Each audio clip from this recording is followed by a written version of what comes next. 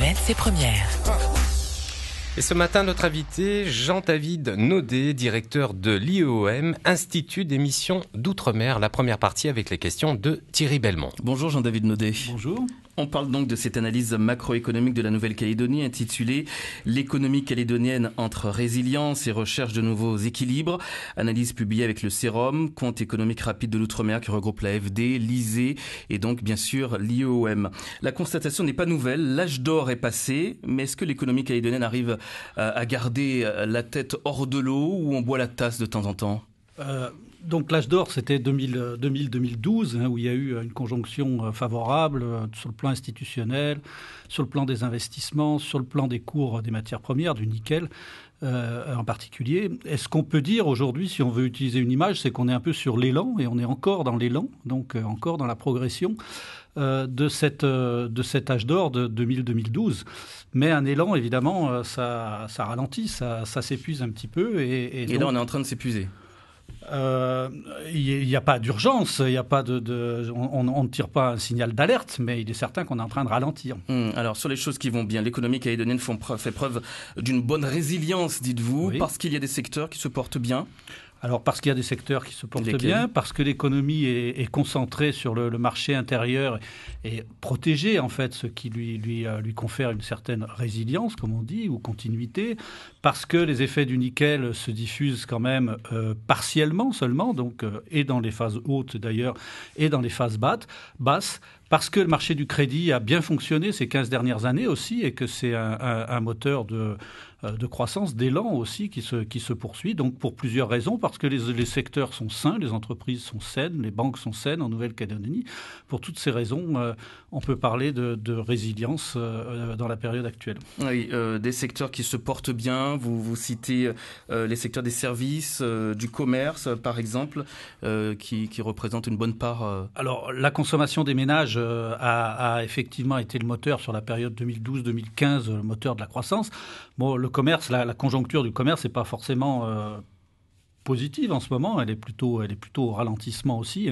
Secteur qui se porte bien, il y a l'immobilier qui se porte pas mal, notamment les crédits immobiliers qui ont connu une très forte croissance. Alors évidemment, ça porte et sur du neuf et sur de l'ancien. Donc, il y a le secteur de la santé qui est en forte croissance, qui en lui-même peut constituer un problème aussi parce qu'il s'appuie en particulier sur la dépense publique, mais de fait qui est en très forte croissance aussi. Le tourisme est en progression, il y a un certain nombre de secteurs qui se portent bien. Oui, et puis pour vous, il y a certains chocs qui ne sont pas encore pleinement diffusés dans l'économie, des chocs qui peuvent arriver prochainement. Vous parlez de quoi ? Alors, l'économie calédonienne, chacun le sait, est dépendante à sa ressource principale, qui est le nickel. Ce qu'on constate, c'est que les chocs, effectivement, se traduisent partiellement aussi. Pendant la période, l'âge d'or, si les chocs nickel s'étaient transmis de façon plus importante, la croissance, elle aurait été pas de 4% comme on l'a constaté, mais de 6, 7, 8%. En fait, c'est des secteurs qui sont en partie extravertis, en partie un peu offshore, que le secteur du nickel. Et donc, ça se transmet positivement de manière atténuée et ça se transmet négativement de manière atténuée aussi. Cela dit, si les chocs sont très forts, ils se transmettent quand même. Oui, ce sont les plans de réduction des métallurgistes qui ont donc été engagés sur l'année dernière. Et puis pour soutenir l'activité économique, les collectivités, Angélique Souche en parlait tout à l'heure dans le grand journal de 6h30, les collectivités se sont endettées, ont eu recours à l'emprunt. Est-ce que ce n'est pas le serpent qui se mord la queue ? Alors, tout le monde s'est endetté. Il y a eu 8% de croissance du crédit sur les 15 dernières années. Et tant mieux. Le crédit, c'est une bonne chose. Personne ne peut acheter son domicile principal, son habitation principale, sans se mettre en crédit. Les collectivités doivent faire appel au crédit pour investir, etc. Ce qu'il faut regarder, c'est la dynamique et le niveau d'endettement des uns et des autres. Le niveau d'endettement des acteurs calédoniens est raisonnable parce qu'ils partaient de bas, puisqu'ils n'avaient pas eu besoin beaucoup de recourir au crédit. Le rythme d'endettement des acteurs calédoniens est un peu élevé et celui des collectivités est effectivement élevé. Donc un rythme qui s'élève de plus en plus. C'est pas un cercle vicieux, je vous posais la question il y a un instant. Un cercle vicieux, je dirais pas ça. Ces crédits, ils sont destinés à l'investissement et donc à préparer l'avenir. Mais c'est un clignotant qu'il faut regarder et c'est quelque chose qui ne pourra pas se prolonger sur longue période. Encore une fois, il n'y a pas d'urgence. On ne parle pas de l'année prochaine ou dans 2 ans, mais sur longue période, ça ne pourra pas se prolonger. Et comment lutter contre ce phénomène ?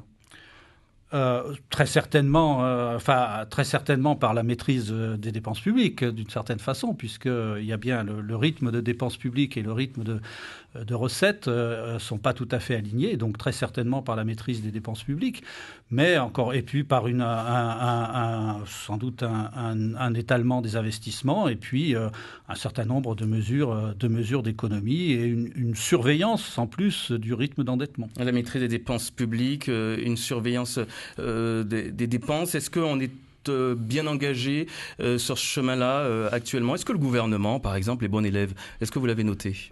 Alors très certainement, on voit que on n'est plus dans les, on est sur des finances publiques qui sont relativement stable en ce moment, et du point de vue des recettes et du point de vue des dépenses. On n'est plus du tout dans la période, effectivement, qu'on décrivait tout à l'heure, qui est celle des années 2000. Bon, il reste des préoccupations, parce que les dépenses publiques, elles ont de l'inertie. La préoccupation principale, comme chacun le sait, c'est celle des prestations sociales, parce qu'on ne peut pas, je dirais, par une écriture comptable, réduire la croissance des prestations sociales. Elle est liée au vieillissement de la population, elle est liée à l'offre de soins, à la qualité des soins, et puis elle correspond évidemment à un souhait, un désir de la population d'être en bon état de santé, d'être bien soignée. Le financement des comptes sociaux, c'est une bombe à retardement ?